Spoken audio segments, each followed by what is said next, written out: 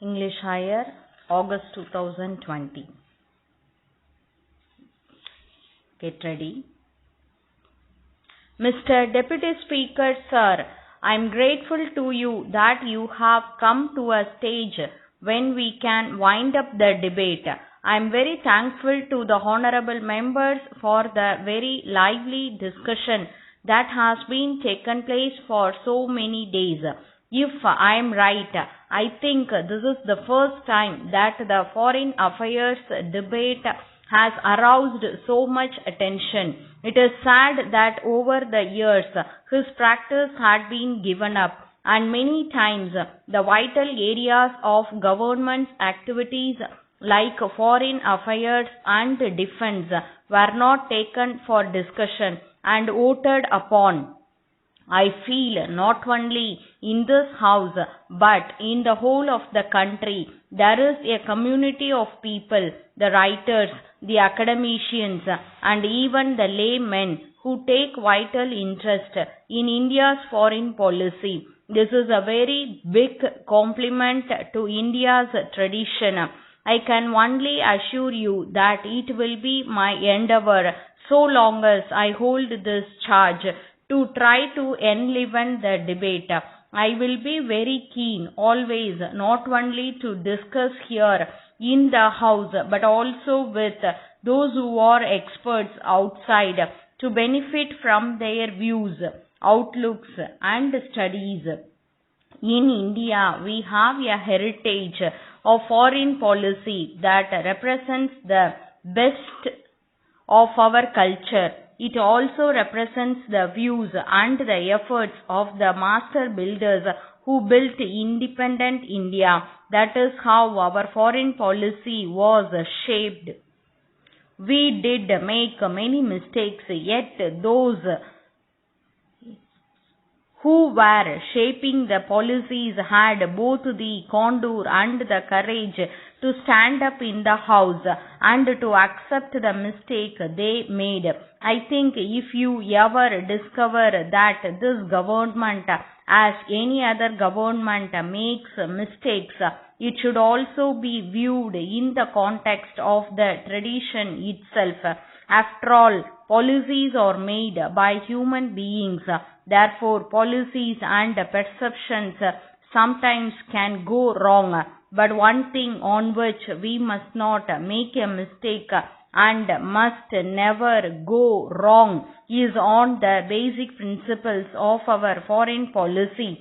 As I sat here for 3 to 4 days discussing with the honorable members, hearing their views on the various aspects of foreign policy, I felt more humble. I heard them with humility because most of them are more learned than me. They know better than me. Therefore, I heard them with respect.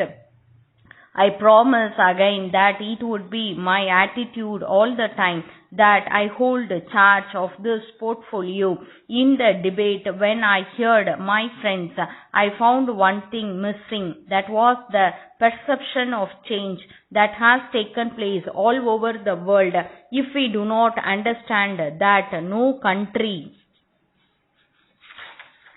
particularly India, can never make a well thought out of foreign policy, we must try to understand that the Soviet Union of today is something very different from what Soviet Union was yesterday. I had the privilege of staying there for nearly 5 years as ambassador of this country. When I look around, when I look at the faces of the policies, I perceive a good change there. This tremendous change should be and should have been the subject of debate here. There may not be a consensus on that when learned members are sitting here. I was hoping that we would try to spell out and try to share with each other as to how we understand the change. That would be more helpful. So it will be our endeavor, as I said just now, to pursue a policy that is both sensible and sensitive and also serves the national interests. Thank you very much. Letter from Thiru Balasubramanian, Secretary, Residents Welfare Association, Pallavaram, to the Managing Director, Metro Water Board, Chennai.